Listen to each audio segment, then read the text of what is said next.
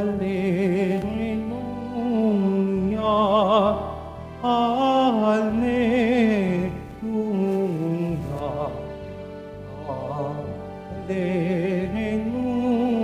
Alleluia, Alleluia.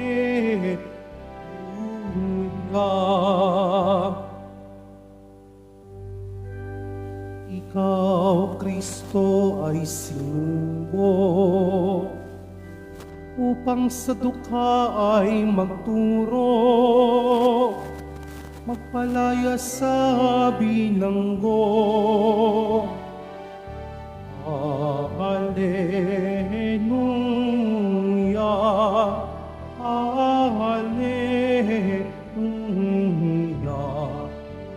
Alleluia, Alleluia.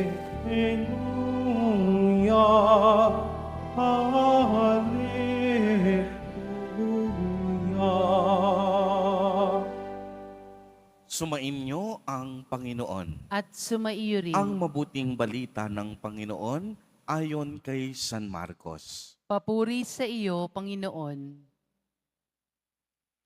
Noong panahong iyon, muling pumunta si Jesus sa baybayin ng lawa ng Galilea. Sinundan siya ng napakaraming tao at sila'y tinuruan niya. Nagpatuloy siya sa paglakad at nakita niya si Levi na anak ni Alfeo, nakaupo sa paningilan ng buwis. Sinabi sa kanya ni Jesus, "Sumunod ka sa akin." Tumindig naman si Levi at sumunod.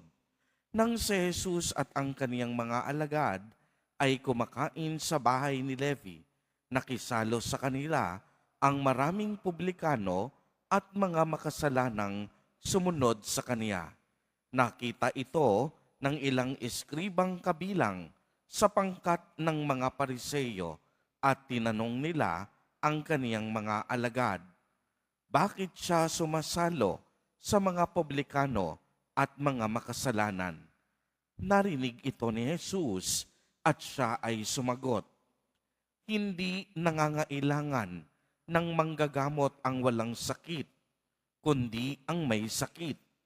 Naparito ako upang tawagin ang mga makasalanan, hindi ang mga banal. Ang mabuting balita ng Panginoon. Pinupuri ka namin, Panginoong Hesukristo. Magsiupo muna po ang lahat.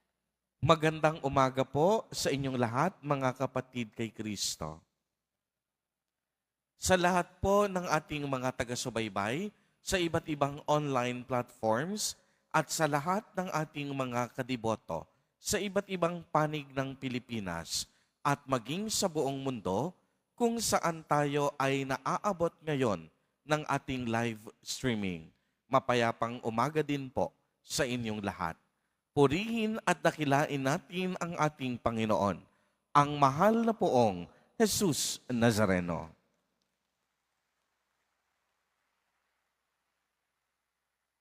Mga kapatid kay Kristo at mga kadiboto, malugod po namin kayong tinatanggap sa Basilica Minor at Pambansang Dambana ni Jesus Nazareno. Narinig po natin sa ating ebanghelyo ang pagtawag kay Levi, isang mangungulekta ng buwis. Kinalaunan, nakilala natin si Levi bilang si San Mateo. Siya ay isa sa mga apostol ni Jesus Nazareno. Sa kapanahunan po ni Jesus, ang mga publikano o mangungulekta ng buwis ay tinuturing sa lipunan na mandaraya at traidor. Bakit po mandaraya? Sapagkat mahilig silang kumuha ng pera o salapi mula sa kanilang kapwa Hudyo, at traidor sapagkat sila ay naglilingkod, nagtatrabaho para sa mga Romano. Kung si Levi o si San Mateo ay isang publikano at itinuturing ng lipunan na makasalanan, ang magandang katanungan, bakit napiling maging apostol siya ng ating Panginoon? Simple lamang po ang sagot. Dahil ang pagmamahal ng Diyos ay para sa lahat. Uulitin ko po, ang pagmamahal at pag-aaruga ng Diyos ay para sa lahat. Hindi lamang ito para sa mabubuti at banal. Minamahal at kinakalinga ng Diyos maging ang makasalanan. Hindi galit ang Diyos sa tao. Ang Diyos ayaw niya ng kasalanan. Kaya kahit makasalanan, nililingap ng ating Panginoon. Sa katunayan, espesyal sa puso ng Diyos ang isang makasalanan na nagsisisi. Nais ko pong linawin uli, hindi nais ng Diyos ang kasalanan. Mahal ng Diyos ang makasalanan bilang tao na may dignidad, bilang kaniyang anak. Kaya naman, ang kaniyang pagmamahal ay hindi nauubos sa kabila ng ating pagiging makasalanan. Ibig sabihin nito na ang Diyos sa kaniyang pagmamahal, inaasahan tayo na magbalik loob. Araw-araw, binibigyan niya ang bawat makasalanan ng pagkakataong magbago, magsisi at maging matuwid sa ating pamumuhay. Kaya nga narinig natin sa Ebanghelyo ang sinabi ni Jesus, "Sumunod ka sa akin." Ang pagsunod sa Diyos, unang-una, nangangailangan ng pagbabalik loob. Mahihirapan tayong sumunod sa kalooban ng Diyos, malibang pagsisihan muna natin ng buong puso ang ating mga kasalanan. Kaya nga hindi madaling sumunod sa kalooban ng Diyos. Kung pagninilayan natin, mahirap.